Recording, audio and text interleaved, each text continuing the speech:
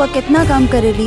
भौजी भी अलग अलग घर में जाके काम करेली। दू गो देवरन खातिर एगो औलाद कल बुढ़ारी में उहे। नमस्कार भाई लोग, स्वागत करीला अपने चैनल पर। भाई लोग, भोजपुरी के दिग्गज कलाकार संजना पांडे जी के फिल्म भौजी हमार देवी बाड़ी भैया भगवान का ट्रेलर फाइनली रिलीज कर दिहल गईल बा B4U के भोजपुरी यूट्यूब चैनलवा पर। दोस्तों, ई फिल्मों के स्टोरी के बात करी त ये फिल्म के स्टोरी में एक भौजी रहेलिन, उनके दो छोट छोट देवर रहेले। गांव समाज के लोग कहले तुहू दोनों लोग एगो लइका कइला जौन तोहरे बुढ़ापा में सहारा बनी।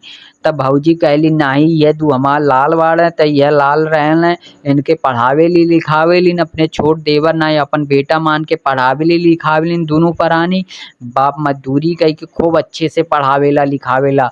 और जब उन्हन पास बड़ा होले त अच्छा सरकारी स्कूल से निकाल के प्राइवेट स्कूल में एक के इंजीनियरिंग करावेलिन, एक के डॉक्टरी। काफ़ी खर्चा आवेले त उ अपन गहना जेवर सब बेच के देलिन और बैंक से कर्जा खेत बाड़ी बेच के कर्जा लेके लइकन के पढ़ावेलिन और लइके बड़ा हो जाले।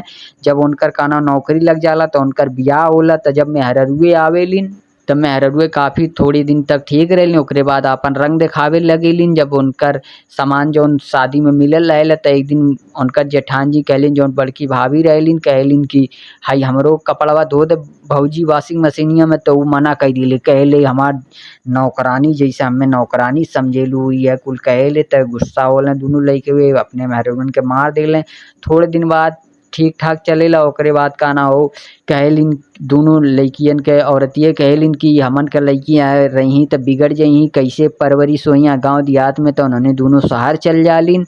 त छोड़ छाड़ के जब शहर जालिन त उन्हन के थोड़े दिन बाद लइका होए वाला रहेला दोनों मिलन के। त उन्हन के कहलिन नौकरानी के जरूरत बा। नौकरानी की जगह पे अपने जेठनिया के जालिन चूतिया बना के ले आवेलिन। कहलिन भैया तू ने जा, तू यहीं रहो दिया बाती जराओ। त ओके लिया के चली आवेलिन। ओके जब लिया के चली खूब नौकरानी तरीके काम करावेलिन अपने जेठानी से। तई कुल जब ओके बहुत बुरा लगेला तब वो अपने आदमी ला फोन करेले, कहले आवा हमके लिया जा। तब लिया आ जाले। ओकरे बाद थोड़ा दिन बाद टेंशन के मारे ओकरे हार्ट अटैक हो जाला उनके आदमी के। ओकरे बाद उ मर जाला। त एक ठो भैया छोटका आवाला कहाला भैया नाई बाटे। त उनकर भौजी बड़की कहले जिनकर आदमिया मरल कहले जब हम मरियब तब अइयो। तो वो सल्फास खा के अपन जान दे देलिन। यह कुल फिल्म के स्टोरी काफ़ी पारिवारिक और सामाजिक मूवी बनावल गईल बा आज के समय के देखते हुए।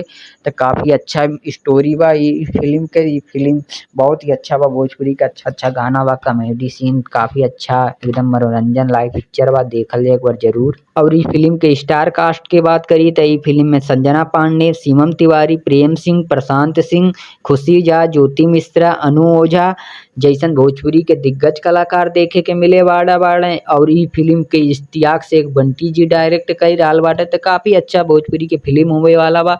दोस्तों, अगर वीडियो अच्छा लगे तो वीडियो को लाइक करके चैनल को सब्सक्राइब कर दी। धन्यवाद दोस्तों।